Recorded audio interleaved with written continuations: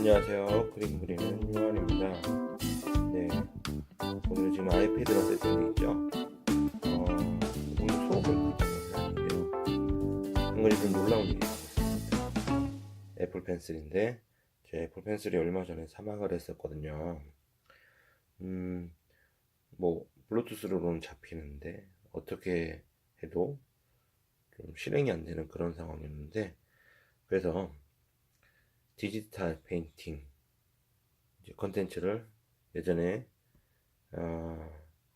이것도 보여드리고 싶다라고 생각을 하고 있었는데 못하다가, 오늘 이제까지의 디지털 페인팅 제가 어떻게 그렸었는지를 한번 보여드리고, 제가 이제 앱이라든지 또 애플 펜슬을 활용한 디지털 드로잉에 대해서도 한번 이렇게 영상을, 한 번이 아니라 뭐 이제 재생 목록을 만들어서 간혹 이렇게 디지털 페인팅을 하려고 이렇게 그 시작을 연 자리를 마련했습니다. 네, 이 정말 그리다 만 것 같은 이 일러스트는 무엇이냐? 지금 보니까 2012년 3월 17일로 되어 있네요.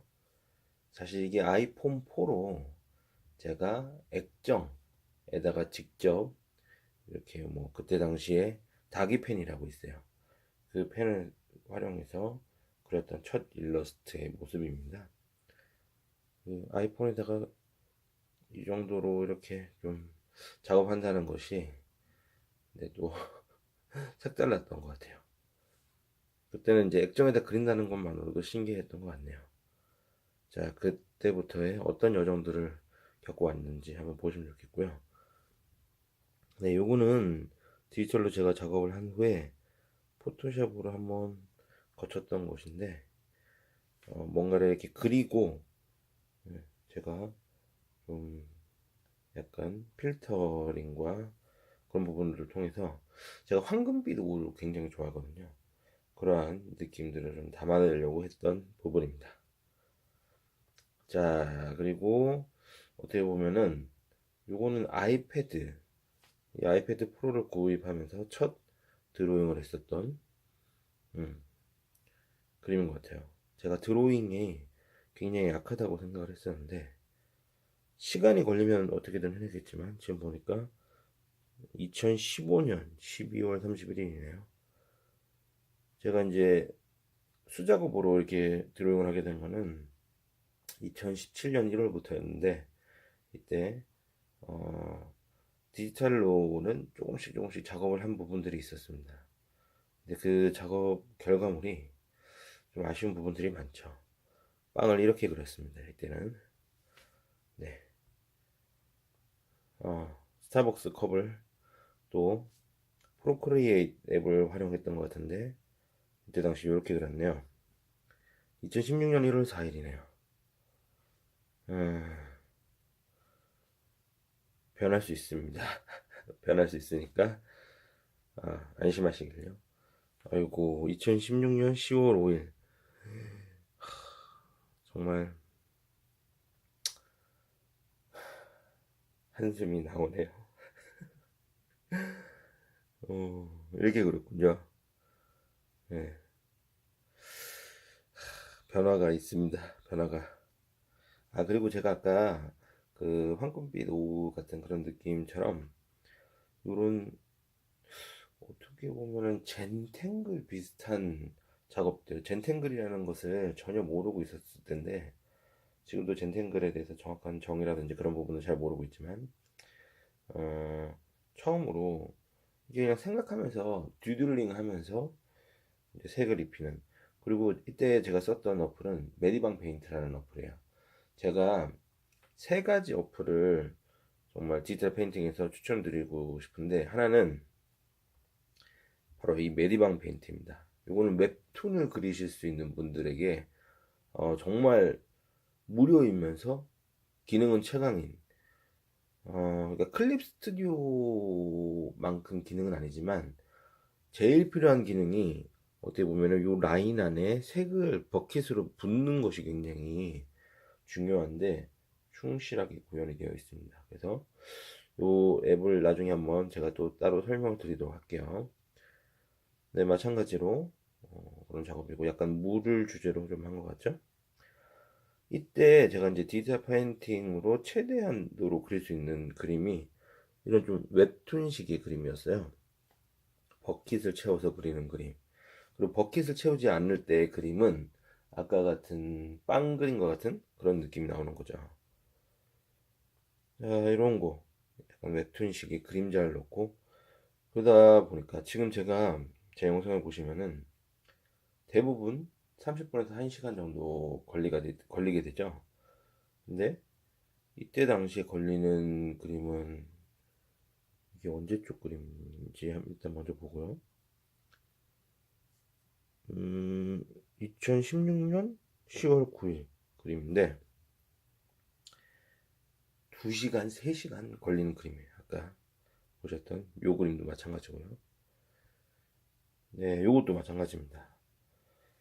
하나하나 선 하나를 그리면 언더를 하고 틀리면 언더를 하고 그러니까 디지털 페인팅이 빠르실 것 같은데 빠를 수 있죠. 빠르게 그리시려면은 수정을 안 하셔야 됩니다. 근데 수정을 하시게 되면은 사실상 수작업으로 그리는 것보다 훨씬 오래 걸릴 수 있어요. 그걸 염두에 두셔야 됩니다. 이거는 지금은 있는지 모르겠는데 제주도에 있는 건일다라는 카페 문을 닫는다는 소식을 들었었는데 피자 하우스이면서 또 케이크도 팔고 그랬던 곳이었습니다. 제주도 갈 때마다 갔었던 곳인데 아쉬워요. 자, 이렇게 아까처럼 펜선으로 그리고 버킷으로 채우지 않은 상태에서 드로잉을 한다고 했을 때 이것은 이제 프로크리에이트 앱으로 그렸을 나름의 동경 숙소 시리즈라고 제가 이제 출장 때 가면서 묵었던 숙소들을 그렸던 그림 시리즈인데 펜선이 정말 어이가 없죠. 그리고 아무래도 디지털 펜슬이 좀 더 미끄러진 부분이 있어요. 종이처럼 이렇게 쫙 걸리는 게 아니라서 더 이렇게 막 엇나가기도 하긴 합니다. 이 정리 안 된 거 보세요. 이게 아마 이건 언제 거냐? 2016년 10월 16년 10월 때 제 펜선은 비록 디지털 펜선이었지만 다음과 같았습니다. 자, 네, 동경숙소 시리즈 2고요. 네, 그런 상황에서 이렇게 펜선을 그리고 그 안에 버킷으로 넣는 약간 웹툰식으로 하게 되면은 물론 수많은 수정을 거쳐서 한 라인을 뽑아냈지만 두세 시간 걸리고 뭐 광원 효과도 넣고 그러면 좀 어느 정도 그렇게 아까처럼 약간 엉망인 것 같은 그런 그림은 아니게끔 됐었는데 문제는 시간이 너무 많이 걸린다는 거죠. 어반 스케치가 아니라 무슨 회화 정도니까. 그 중간급으로 그렸던 게 이제 동경 출장 때 또 그랬던 아유 사람들을 보십시오. 투식은 뭐고 이제 다 틀렸던 거고 채색 보십시오. 버킷으로 채우지 못한다고 했을 때는 이렇게 이제 칠해야 되는데 칠할 어떻게 하는지에 대해서 이제 저도 뭐 개념이 잡혀 있는 부분도 전혀 없고 그러다 보니까 이런 식으로 칠해지게 되는 거였죠. 펜선도 정리가 안 되는 것은 마찬가지고요. 그나마 요거는 채색을 한 톤으로 깔고 연하게 그림자 부분만 주다 보니까 그래도 보십시오 여기 있는데 확대해서 보면 디테일의 장점은 이런 거죠. 이게 무슨 채색인지 요게 이제 버켓으로 채운 거죠 이런 데는. 근데 메디병 페인트라는 앱이 이런 식으로 웹툰식으로 그리시는 분들께는 정말 좋은 거예요. 이것도 이제 제가 젠탱글 비슷한 그런 부분들을 이렇게 해보는 건데 지금도 이렇게 채우는 스타일의 그림은 지금도 좋아하긴 해요. 그러다가 메디방 페인트에서도 약간 수채화 브러쉬 느낌을 낼 수 있다는 것을 알고 뭐 그런 작업들을 좀 해본 거고요. 이제 2017년 1월로 가게 되면은 제가 이제 곧 스케치북을 구매하게 되는 때가 오게 됐습니다. 메디방 페인트에서 그려봤던 부분이에요. 제일 밑에다가 수채화 용지의 질감을 깔고 들어가는 부분인데 조금 더 정리가 되기는 됐어도 그래도 아쉬운 건 아쉽죠. 자, 그리고 수경 화실. 이때 이제 처음으로 화실 한번 가봐야겠다. 나 혼자 하는 건 한계가 있다. 라고 하면서 문을 두들겼던 그런 장면을 한번 그려본 것이고요. 요것도 이제 메디방 페인트에서 약간 회화적으로 뭔가를 이렇게 그리려고 하지만 결국은 버킷으로 좀 부어가면서 색다른 느낌을 만들어 보려고 했었던 것입니다. 이것도 마찬가지고요. 펜선은 좀 더 자유롭게 하지만 버킷으로 채우기. 그리고 이제 그 화실에서 배웠던 수업 중에 블라인드 컨투어 드로잉이라는 부분이 있는데 요거는 나중에 제가 한번 따로 다루고 싶긴 한데 결론적으로는 일단은 안 보고 그린다는 거였어요. 그때 그리고 이제 과제도 있었기 때문에 이걸 과제로 그렸던 건데 출장을 가면서 비행기 내부안을 그린 겁니다. 그리고 이제 블라인드 컨투어 드로잉은 굉장히 자유롭게 그릴 수 있지만 어차피 틀리거든요. 안 보고 그리니까. 거기서 이제 디벨롭하면 좀 재밌는 효과를 낼 수가 있어요. 이렇게 버킷으로 붓는다든지. 요거는 이제 어디죠? 도쿄 하네다 에어포트에서 그렸던 네, 마찬가지 블라인드 드로잉 차에서 렌탈카에서 그렸던 그런 느낌. 그런 느낌도 재밌긴 재밌죠. 마찬가지입니다. 그리고 이때도 어퍼는 계속 메디방 페인트를 썼고요. 이때는 요코하마에서 그렸네요. 네. 만약에 버킷으로 쓰지 않는다면은 굉장히 약간 블렌딩된 어떤 어색하고 디지털 질감이 가득한 그런 그림들을 좀 그리게 돼서 아쉬웠던 것 같고. 네, 이것도 이제 어떻게 보면은 젠탱글이라고 하기는 좀 애매한데 제 나름으로 이렇게 좀 시리즈처럼 작업을 하고 있었던 그런 부분. 요즘은 안 해봤네요, 잘. 아, 그리고 저희 위드로 모임이 처음 만들어졌을 때 일주일씩 돌아가면서 주제를 내서 그림을 그리는 모임이라고 위드로라고 지금도 계속되는 모임이 있습니다.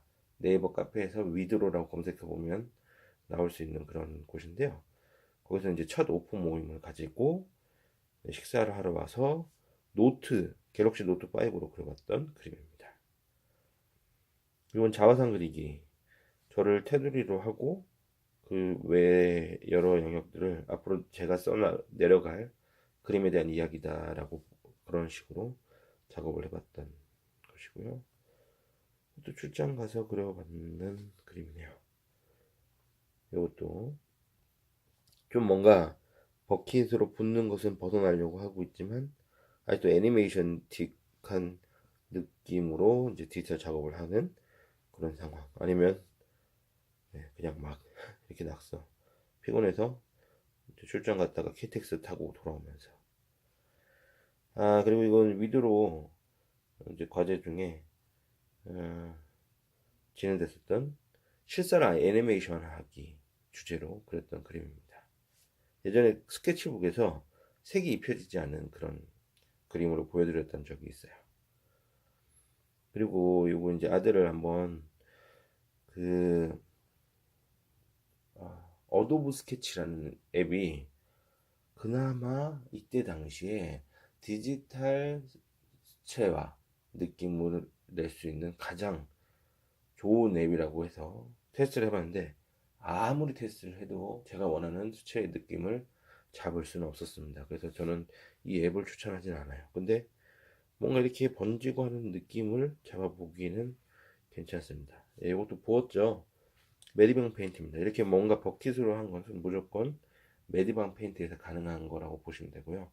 메디방 페인트 앱은 디지털 드로잉을 하시면서 버킷으로 좀 채색을 하시길 원하시는 분한테는 반드시 필수 구매하라고 제가 추천해 드리는 앱입니다. 아, 이것도 블라인드 드로잉 하면서 버킷으로 디벨롭을 해봤네요. 아마 저를 거울로 보고 막 이렇게 그려봤던 것 같은데. 네, 뭐 가을 느낌을 어떻게 내볼까 하다가 이렇게도 이제 작업을 해봤었고요. 네, 가을 논. 강화도에서 한번 그렸던 것 같아요. 차 안에서 아내와 아들을 기다리다가 그려봤던 이런 스타일의 그림. 그러니까 막 이렇게 펜은 자유스럽게 한 다음에 다 때려 붓는 거죠, 색을. 다 그런 스타일의 그림입니다. 근데 재밌어요. 요렇게도 또 하나의 스타일이라고 볼 수도 있고, 여행 가서 먼저 자동차 같은 거 막 이렇게 했다가, 네, 여러 가지. 자, 그리고 요거는 이제 좀 느낌이 다르죠. 요거는 프로크리에이트로 그렸을 거예요. 네, 위드로 과제였는데, 일출이라는 과제를 가지고 그리기 때문에 그렇게 조금 애니메이션적인 칼 같은 채색을 하기는 좀 힘들었고, 그래서 좀 디지털 드로잉이지만 어떻게 보면 회화적인 느낌을 낼 수 있는 그런 붓들을 찾아서 했었고, 그때 수채 느낌이 나는 그런 부분들을 찾아서 프로크리에이트에서 그렸던 것 같습니다. 야, 요것도 버킷으로 작업했던 네, 그런 모습이었고, 음, 요것도 프로크리에이트 아니면은 메디방 페인트에서 좀 다른 스타일의 브러쉬를 사용해서 그려봤던 거예요. EDM 37번째네요. 네, 버킷으로 이제 작업, 채색하는 것은 계속 해보고 있었는데, 네, 도쿄로 가면서 출장 가면서 그려본 거, 버킷이 아닌 상태에서는 아무래도, 음, 아, 프로크레이시 아니군요. 요것도 그렇고, 프로크레이시 아니고, 메디방 페인트예요. 메디방 페인트에서 뭉글뭉글 수채라는 네, 이름의 브러쉬가 있습니다. 그 브러쉬가 이런 느낌이에요. 그러니까 그러다가 아주 정말 제가 지금까지 썼던 드로잉 앱 중에서는 가장 극찬하는 앱을 만났습니다. 어, 스케치스 프로라는 앱입니다. 스케치스 프로라는 앱 중에서 좀 돈을 어, 구, 그 내부 구매 있잖아요. 인앱 구매. 거기서 약간 프로 버전인가? 이렇게 구매를 하시면은 풀리는 브러쉬들이 있어요. 그중에서 수채 브러쉬가 풀리는 버전이 있는데, 정말 제가 써봤던 어떤 디지털 앱도 이 앱만큼 수채화 느낌을 표현하지는 못합니다.